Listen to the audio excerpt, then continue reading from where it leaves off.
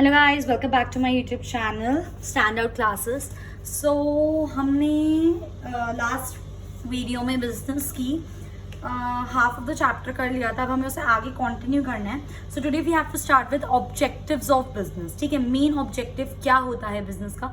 अभी तक हम ये चीज़ गाइस पढ़ चुके हैं कि मेन ऑब्जेक्टिव, जब हम डेफिनेशन पढ़ रहे थे बिजनेस की, कि रेगुलर होना चाहिए, इकोनॉमिक एक्टिविटी होनी चाहिए, मेन ऑब्जेक्टिव उसका प्रॉफिट मोटिव होता है। ठीक है, सो सबसे पहले ऑब्जेक्टिव होता क्या है। Objective means that what people want to get in return. People को एक्चुअली में जो वो काम कर रहे हैं, जो अपनी सर्विसेज प्रोवाइड कर रहे हैं या गुड्स प्रोड्यूस करके उनको सेल कर रहे हैं, उनके रिटर्न में उनको क्या चाहिए। डेफिनेटली बात है, उनको प्रॉफिट चाहिए। सो जो मेन मोटिव होता है वो प्रॉफिट मोटिव होता है। But hold on guys, listen to me carefully. आजकल के टाइम में profit motive is important objective, I am not denying this. बहुत इंपॉर्टेंट ऑब्जेक्टिव है। प्रॉफिट नहीं होगा तो बिजनेस किस बात का। ठीक है, but at the same time जिस सोसाइटी के लिए आप ये चीज कर रहे हो, आपको उसका भी ध्यान रखना है। दैट्स वाई एक बिजनेस के profit motive is also one objective and next is your social motive also. ये दोनों बहुत जरूरी है। ठीक है, इट इज नॉट दैट कि अगर से एक बिजनेस से प्रॉफिट अर्न करेगा तो वो बहुत सक्सेसफुल है, वो लॉन्ग रन में सर्वाइव कर सकता है। इट इज नॉट पॉसिबल कि अगर एक बिजनेस से प्रॉफिट उसका मोटिव है और सोशल मोटिव उसका नहीं, तो सोसाइटी उसको उस पर्टिकुलर एरिया में, उस जगह में सस्टेन नहीं करने देगी। ठीक है, तो एक बिजनेस के दोनों मोटिव होने चाहिए, profit motive also and social motive also. For example, मैं आपको एग्जाम्पल देती हूँ। एक फैक्ट्री है, ठीक है, एक फैक्ट्री है। फॉर एग्जाम्पल, एक विलेज में एक फैक्ट्री है, ठीक है, और उस विलेज में फैक्ट्री के पास रिवर है। ठीक है, अब वो फैक्ट्री क्या करती है, जो भी उसका वेस्ट वगैरह होता है वो आके उसको रिवर में डंप कर देती है।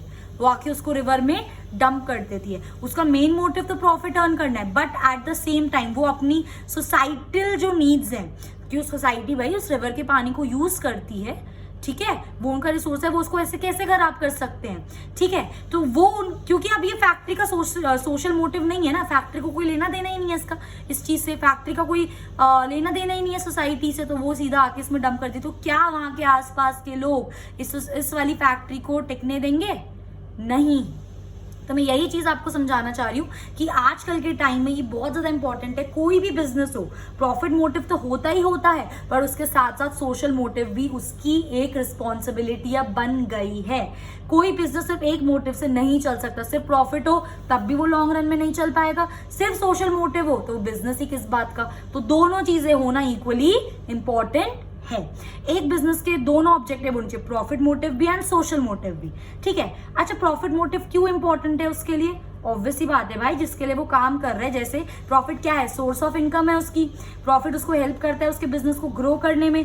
प्रॉफिट उसकी अच्छी गुडविल, G/W इज गुडविल, उसकी अच्छी गुडविल, उसकी अच्छी रेपुटेशन क्रिएट करता है मार्केट में। It can also be taken as a society approval. इसका मतलब क्या है कि अगर कोई बिजनेस एक पर्टिकुलर एरिया में बहुत अच्छा प्रॉफिट अर्न कर रहा है, तो हम ये समझ सकते हैं कि हाँ भाई, सोसाइटी के लोगों को कोई दिक्कत नहीं है, कोई रुकावट नहीं है, सोसाइटी ने अप्रूव कर दिया, वो बिजनेस उस पर्टिकुलर एरिया में अपना काम कर रहा है। मैं अगेन बोल रही हूँ, प्रॉफिट मोटिव बहुत जरूरी है, मैं मना नहीं कर रही हूँ, but at the same time social motive भी होना जरूरी है। अगर आप अपना सोशल मोटिव लिस्ट से हटा देंगे तो आप लॉन्ग रन में उस पर्टिकुलर एरिया में सर्वाइव नहीं कर पाएंगे। ठीक है, तो यहाँ पे आपका एक क्वेश्चन बन सकता है, that is profit motive the only motive of every business? Answer क्या दोगे आप? No. Profit motive major motive है, बट ओनली मोटिव नहीं है, क्योंकि उसके दो मोटिव होने चाहिए एक बिजनेस के। अगर उसे सक्सेसफुल होना है, उसे लॉन्ग रन में अच्छी अपनी रेपुटेशन क्रिएट करनी है, प्रॉफिट अर्न करना है, तो दोनों होने चाहिए, profit motive and social motive. उसको एनवायरनमेंट का भी ध्यान रखना है, और अगर आसपास कोई सोसाइटी की नीड्स हैं तो उसको उस चीजों का भी थोड़ा बहुत ध्यान रखना है। ठीक है, तो सिर्फ इस वाली चीज से मैं आपको यही बताना चाह रही हूँ कि एक बिजनेस का सिर्फ प्रॉफिट मोटिव नहीं होता है, मेन होता है प्रॉफिट मोटिव, पर उसके साथ साथ सोशल मोटिव भी इंपॉर्टेंट है। सिर्फ प्रॉफिट मोटिव से आप लॉन्ग रन में सर्वाइव नहीं कर सकते। ओके, अच्छा, ये तो हो गई नॉर्मल बात। ठीक है, कि प्रॉफिट के साथ सोशल भी होना चाहिए, वरना आप सर्वाइव नहीं कर पाओगे। इसके अलावा क्या हमारे ऑब्जेक्टिव्स होते हैं? ठीक है, सबसे पहली चीज, ऑब्जेक्टिव क्या हेल्प करते हैं बिजनेस को? बिजनेस स्टार्ट हुआ हो रहा है, उसने अपना एक ऑब्जेक्टिव सेट कर लिया, तो उसको ना एक अपना एम पता है कि मुझे इस ऑब्जेक्टिव को फुलफिल करना है। तो बेसिकली ऑब्जेक्टिव बिजनेस को रास्ता दिखाते हैं कि आप अपने एम्स को कैसे फुलफिल कर सकते हो। So they help the business to analyse their own performance also and so that steps can be taken to improve their performance.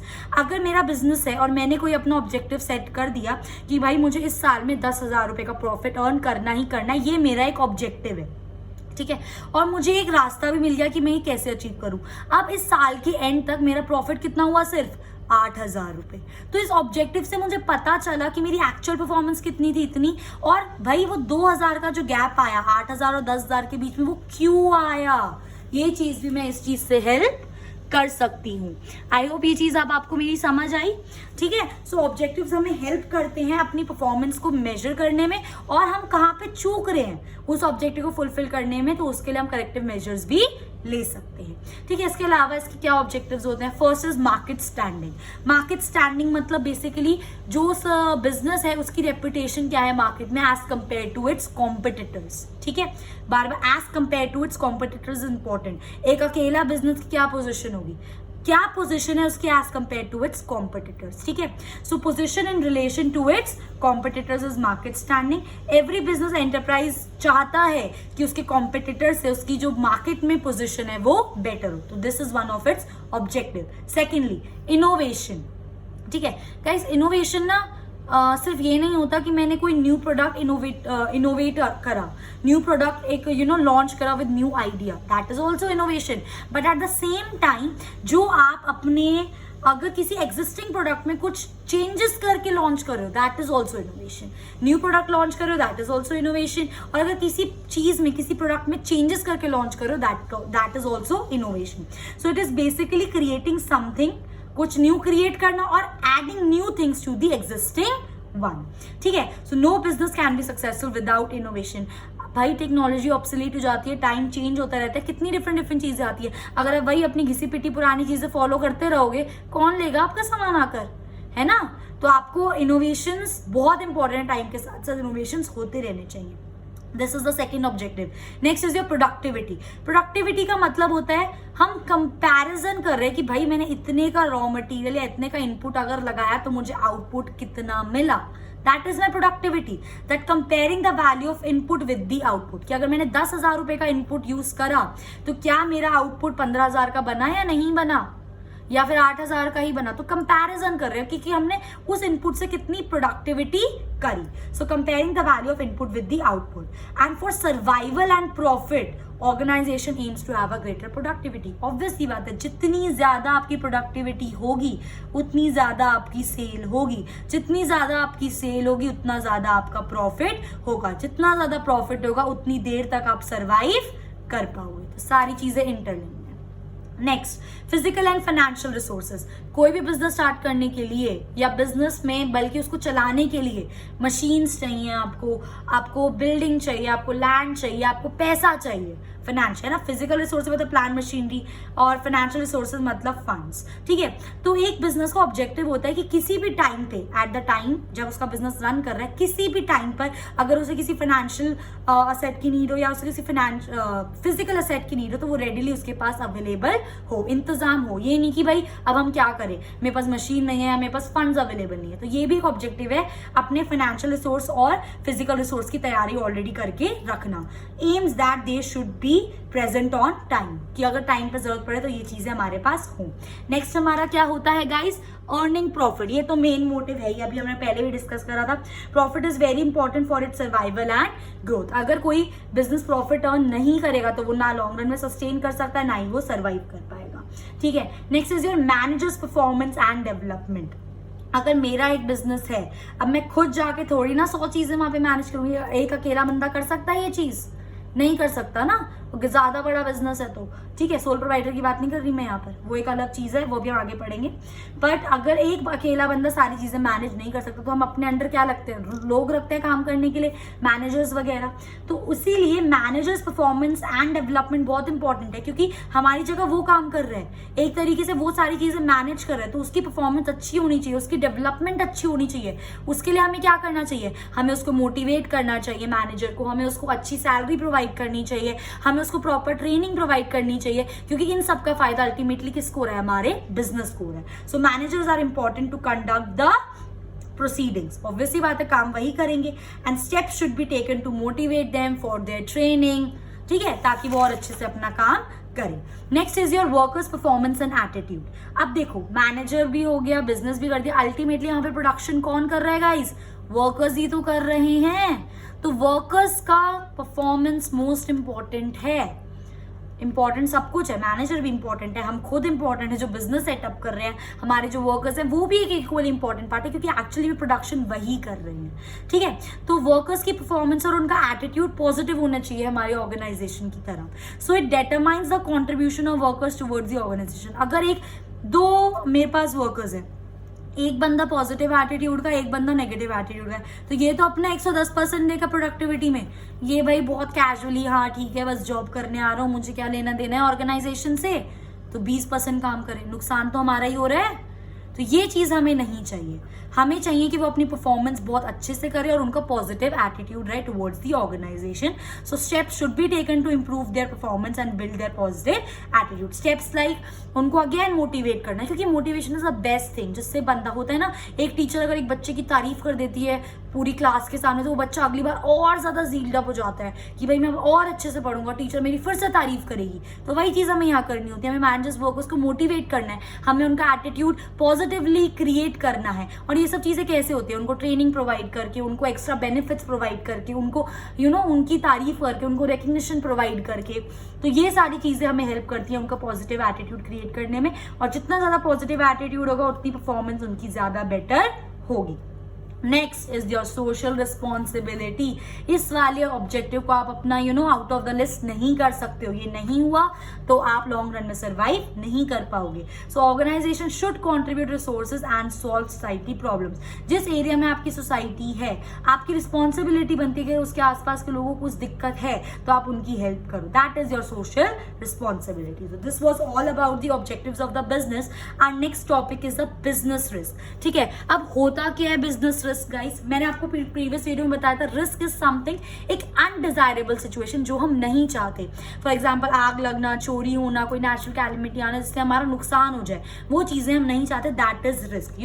Possibility of losses due to unexpected events. मतलब कुछ ऐसा हो जाए जो हम एक्सपेक्टेड नहीं था और उससे हमें लॉस हो जाए, उसको क्या बोलते हैं हम, रिस्क. ठीक है, अच्छा जैसे कि डिमांड, फॉर एग्जाम्पल्स हैं, डिमांड हमारी कम हो जाएगी अगर लोगों के टेस्ट एंड प्रेफरेंस कम हो जाएंगे. मैंने आपको एग्जांपल दिया था, मेरी साड़ी की शॉप है बट एकदम से वेस्टर्न कल्चर हमारा अंदर आ गया, कौन खरीदेगा sari? Taste and preferences change नहीं हो गए लोगों के, समझ रहे हो? तो ये अगेन ये क्या हो गया, ये रिस्क था, ये अनएक्सपेक्टेड चेंज था जो हो गया जिसकी वजह से मुझे इतना सारा लॉस हो गया. ठीक है, इंक्रीज इन कॉम्पिटिशन हो गया, समझ रहे हो, इंक्रीज इन कंपटीशन हो गया. कंपटीशन की वजह से रिस्क तो आएगा ही आएगा. ठीक है, अच्छा अब देखो एक और एग्जांपल देती हूँ.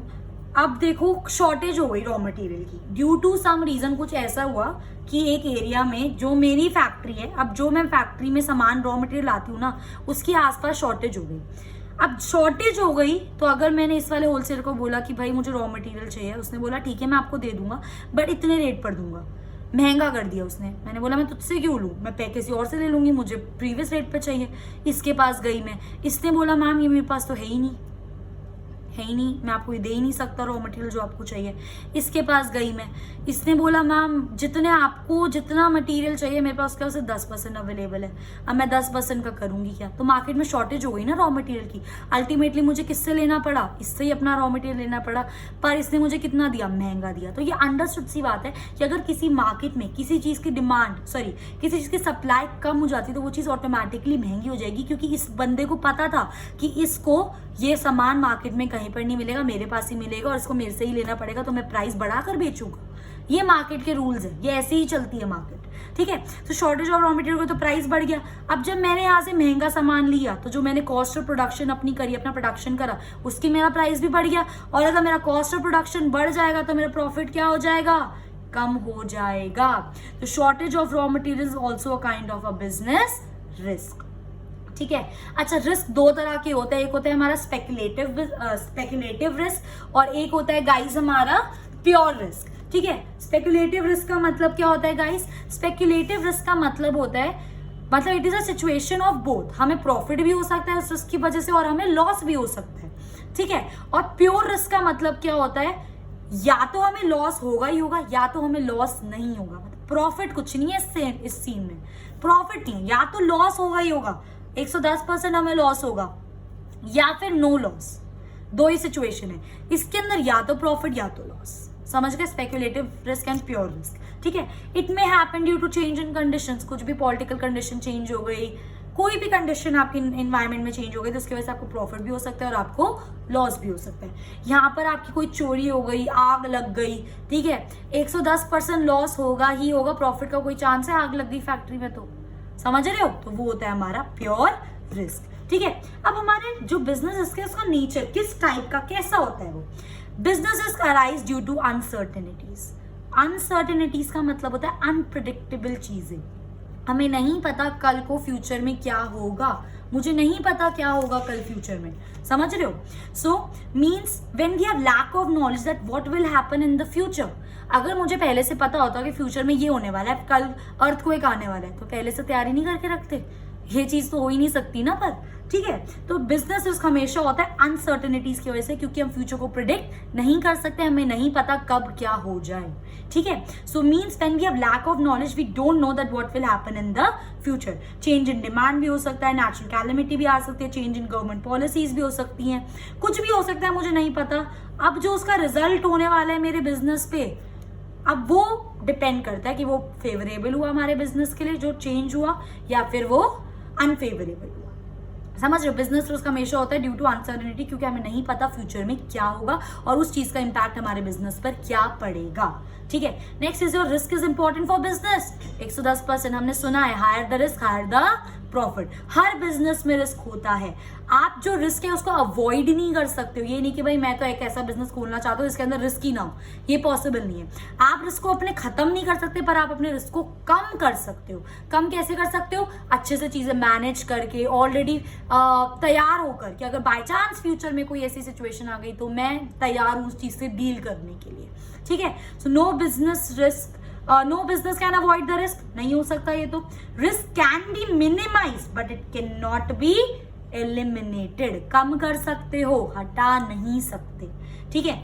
Next is your degree of risk depends upon the nature and size of the business. Simple सी बात है, जितना बड़ा बिजनेस उतना ज्यादा रिस्क, जितना छोटा बिजनेस उतना कम risk. So large business they have high risk and vice versa. Vice versa means उल्टा, छोटा बिजनेस कम रिस्क, ठीक है। नेक्स्ट हमारा था profit is a reward for the risk taking. Obviously बात है, अगर हम जोखिम उठा रहे हैं, जोखिम होता है या जो भी होता है जोखिम हम उठा रहे हैं और हम लोग रिस्क ले रहे हैं, तो हमें उसके रिटर्न में क्या मिल रहा है, लॉस भी मिल सकता है, बट प्रॉफिट क्या है, रिवॉर्ड। अच्छा, no risk no profit, higher the risk higher the profit, simple, ठीक है ना। कॉजेज ऑफ बिजनेस रिस्क बहुत सारे हो सकते हैं हमारे, नेचुरल कॉज हो सकता है, ह्यूमन कॉज हो सकता है, इकोनॉमिक कॉज हो सकता है, उसके अलावा भी हमारे कॉजेज हो सकते हैं। नेचुरल कॉज क्या हो गया गाइस, वो चीजें जो हमारे कंट्रोल में नहीं है, अर्थक्वेक, सुनामी, ठीक है, कुछ भी ऐसी चीजें जो हमारे कंट्रोल में नहीं होती, सडनली आग लग गई, कंट्रोल में थोड़ी है, तो नेचुरल कॉज की वजह से हमें बिजनेस रिस्क हो सकता है, हमें लॉस हो सकता है। Human causes, human cause includes मेरी फैक्ट्री है, मेरी फैक्ट्री के वर्कर्स डिसऑनेस्ट है, अगेन मेरा रिस्क की चीज है यार, बट ये तो ह्यूमन कॉज है ना, लोगों की वजह से हो रहा है ये, वो केयरलेस हैं, अगर कुछ भी छोटी सी भी चीज होती है वो स्ट्राइक पे चले जाते हैं, तो ये सारी चीजें लोगों की वजह से हो रही है, लोगों की वजह से मुझे दिक्कत आ रही है, that is business risk due to human cause. Economic cause का मतलब हो गया, इकोनॉमी मतलब आसपास बिजनेस से रिलेटेड चीजें, कॉम्पिटिशन बढ़ना, demand fluctuation in demand, change in taste and preferences, interest rate बढ़ गया, इन सब चीजों की वजह से जो चीजें होती हैं उसको क्या बोलते हैं, इकोनॉमिक रिस्क। अल्टीमेटली बेसिकली जब इकोनॉमिक रिस्क होता है ना, तो हमारी कॉस्ट बढ़ने के ज्यादा चांसेस रहते हैं, क्योंकि चीजें फेवरेबल नहीं होती ना बिजनेस के लिए। अदर कॉजेज हो गया, कोई पॉलिटिकल डिस्टर्बेंस हो गई, सडनली कुछ ऐसा हो गया कि ऑपोजिशन ने कुछ दिक्कत कर दी, जिसकी वजह से अगेन पॉलिटिकल फाइट वगैरह हो गई, अल्टीमेटली नेगेटिव इम्पैक्ट बिजनेस पे तो पड़ेगा लोगों के, तो वो एक अदर कॉज है, ना ही वो इकोनॉमिक कॉज है, ना ही किसी इंसान ने करा, ना वो नेचुरल है, वो अदर कॉज में आ गया। तो जो कॉज आपके इन तीनों में नहीं आते वो किसमें आ जाते हैं, अदर कॉज में। This was all about this. अब इसका हमारा लास्ट टॉपिक